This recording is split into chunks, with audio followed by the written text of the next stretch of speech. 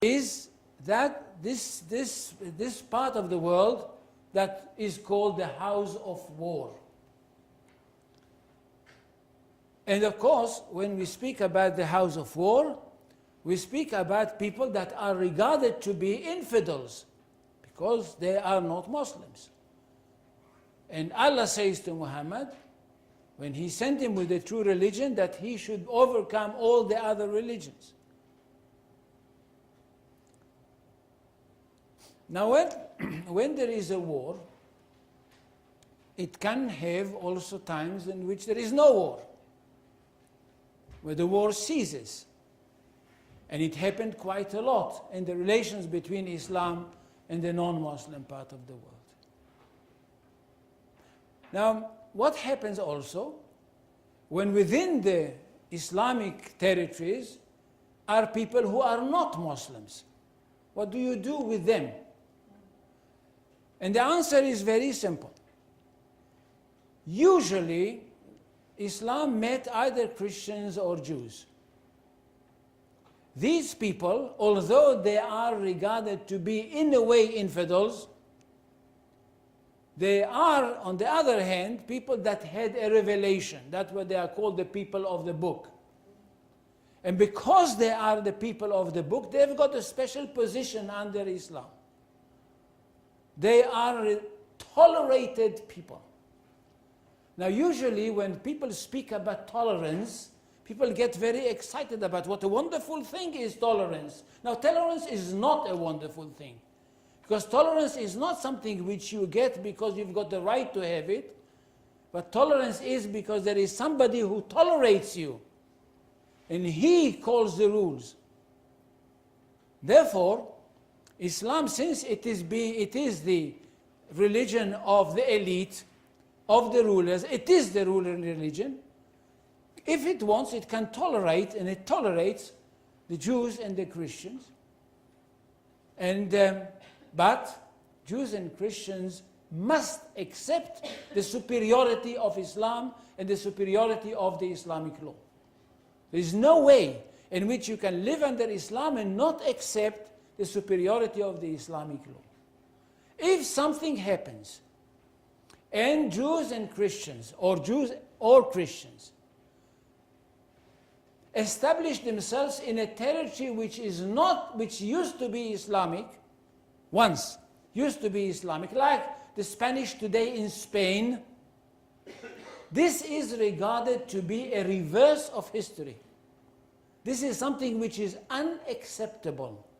It might be only a temporary thing, but it's unacceptable because any territory which had been conquered by Islam cannot change its status as far as the Islamic law is concerned. Once an Islamic territory, always an Islamic territory. It is connected with Spain, it's connected with Sicily, and it's connected with many other places in Europe itself.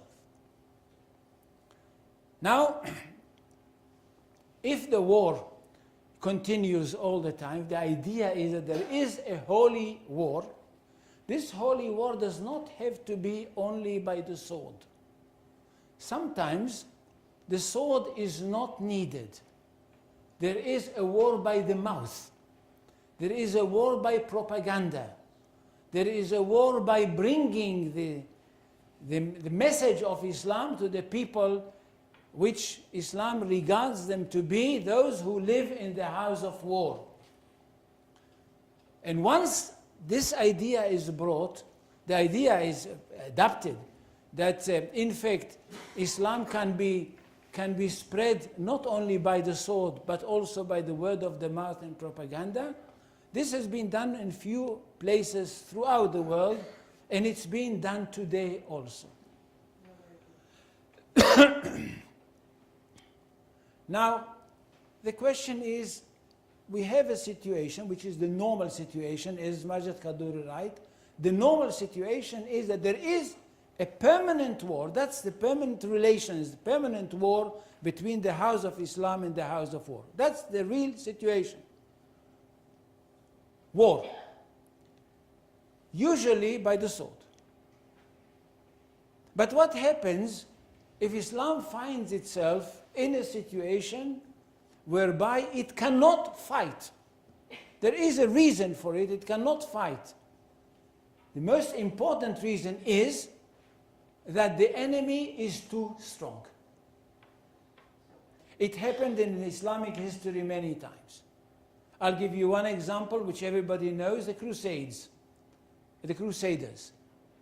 For very, very long periods, Islam found itself in a situation where it could not fight the enemy. Now it accepted its existence, not de jure, didn't accept the existence of the Crusaders as something which they have got a right to be in a territory which is regarded to be an Islamic territory. But they accepted them as de facto.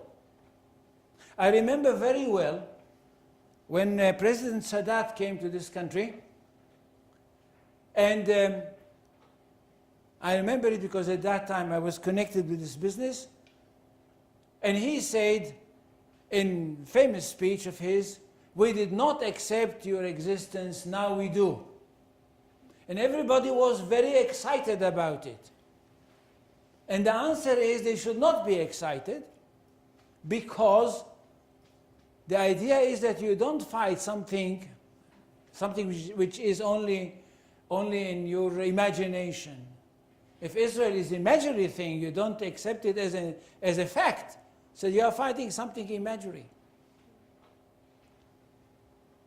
And therefore, Islam accepted the fact that there were crusaders in this country.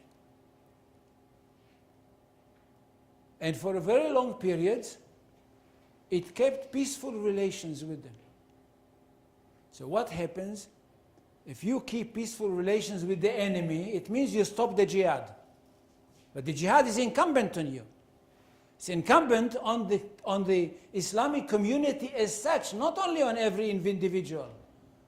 On the Islamic community as such, it is incumbent on the community to fight against the infidel, to fight for the creation of the Islamic empire, for the creation of the Islamic state, to bring the law of God to these territories. The idea is not to bring the law of God to the individuals. It's not Christianity with personal salvation. Also world religion, but there is personal salvation. Here we are talking about a territorial attitude, which means the whole territory of the world has to become Muslim and to succumb or to be under the rule of the Islamic law. So what happens if you cannot do it? Usually because the other side is too strong. The Islamic jurists tell us that in such a case, you are allowed to go to create an armistice. Armistice. Pay attention, the word which is usually used in Arabic is salam. Now salam is not an armistice, it's a condition, it's a situation. It's not a legal concept. Pay attention. Salam, peace, the way we translate peace into Arabic, this is not a legal concept.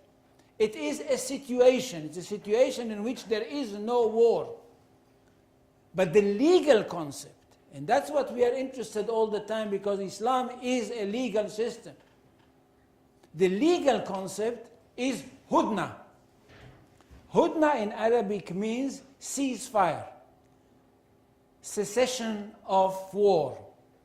There is no fighting in the time of the hudna.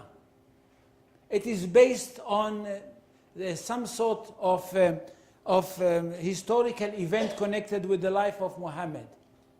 This was the precedent. Doesn't make any difference at this moment. But what's important is that in a case of hudna, we are talking about a legal system, a legal concept. Is hudna a peace forever? The answer, it is not. Because it is impossible to stop jihad forever. And when I talk about forever, I'm talking about for a very long period. Hudna is connected with a very limited period that must be put into the text of the Hudna itself, whether this text is written or whether this text is not written. And the text of the Hudna demands that the maximum time of the treaty, in this case the treaty of the armistice, is 10 years. Sometimes it goes to 10 years, 5 months, 40 days, and something like that. It can be also elongated over another 10 years, or another 50 years, 5 years. But remember, you cannot stop the war for the expansion of Islam forever. Now, what happens in modern times? In modern times, we find at least 2 peace agreements in this country, which I'm not so much interested in them, but since we are talking about it, 2 peace agreements which basically are not according to the laws of Islam. They are peace agreements which are done according to the laws of nations. It is done, these peace agreements are done because some sort of other considerations came in, but they are not Islamic. And this is one of the weaknesses of these agreements. Because if they are not Islamic, you can hear it even today, that everybody who is a lover of Islam, a Muslim, a theologian, a jurist in Islam, would say to you, these are illegal agreements. And that's why they are very precarious. And they will be very precarious in the future also. But let's go back to what I was saying before, and this is the agreement of the Hudna. That's the only legal possibility to stop the jihad. There's no other possibility and no other way of creating a situation where the jihad can be stopped. For 10 years. Always to 10 years or less. However, there is one problem with the idea of the Hudna. What happens if Islam becomes very strong and can renew the jihad? The answer is that the Hudna at that very moment stopped to be followed. It stopped to hold as an agreement. Because in this case, there is no reason whatsoever to stop the holy war, which of course aimed to bring, as I said, the word of God to the world. Now, in a nutshell, I try to bring you the idea of war and peace in Islam. Let me just sum it up for you for 1 second if you didn't pay attention. 1, Islam is a religion that wants to create a world empire. It's not an idea of an imperial idea, but it is part of the religion itself. The world empire is territorial. Remember, territory, not people. People are not, there's not a question of Islamizing the people in these territories. Because Islamization, if a person accepts Islam, it is because God opened his heart to accept Islam, not because somebody convinced him, although to convince people to accept Islam is a very important thing. It's part of some kind of jihad. And this wish to create an Islamic empire can never be stopped, except in one condition, when Islam finds itself in a situation whereby it cannot continue the war. Then he can revert to one thing, to armistice, to ceasefire, and nothing more. There is no possibility whatsoever to create a situation whereby Hudna can stop forever. Thank you. השם, אנחנו רואים כבר ששלום לא יהיה. תודה רבה. Any question? No? Any questions? No. Everything is clear? Yeah, I have one question. When you compare Salah ad-Din attitude and I think it was Abd al-Malik that actually conquered and destroyed Crusader, the kingdom of Jerusalem. I mean, how does it fit to the principle of jihad? Was it changed after the Crusaders war? No, well, but what happened with Saladin, he went into jihad. He also called it, like others at that time, jihad. He succeeded in beating the Crusaders in Hittin. This was 1187. Crusaders remained in this country for another 103 years, and that was with him. But he came into agreement with Richard Lionheart in 1192 near Jaffa, which was the first hudna that he could do at the time. And there were the second very interesting hudna for another 10 years was in 1229 between Al-Malik al-Kamil of Egypt and Friedrich II, the Kaiser, the Emperor of the Holy Roman Empire, in which there was a situation in which the Muslim find themselves that they have to succumb to the wishes of the emperor and even deliver to him Jerusalem. So there was always, the minute Islam found itself in a position of weakness, it never went with its head to the wall, never. It always accepted the situation as it is and found the legal reasons where war can be stopped. Yeah. So, what do you think is the solution here? Is there any solution or there is no solution? I always say there is one mistake in negotiating in the Middle East. The problem is they come and ask you, said, have you got a solution? And you say, well, that I'm talking about negotiating between the Arabs and, let's say, Israel, or it can be any others. He said, have you got a solution? Have you got a plan? And you want very much peace, and you want peace and quiet. No, not us. I mean, I'm talking about and whatever.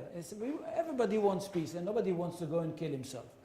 So he said, yes, I've got a plan. My plan is 1, 2, 3, 4, 5, 6, 7. I've been in this game myself. I know what I'm talking about. So the Arab says, okay, the answer is no. Come with a better plan. Now, in the Middle East, they should never ask the question, what is the solution? They should ask the question is, you come to your opponent and say, what is your solution? You. Never write a letter in which you say, this is my plan. Because in this case, you're only starting, first of all, you demand the other side to say no. If you paid attention, it was only a few weeks ago, President Netanyahu wrote a letter to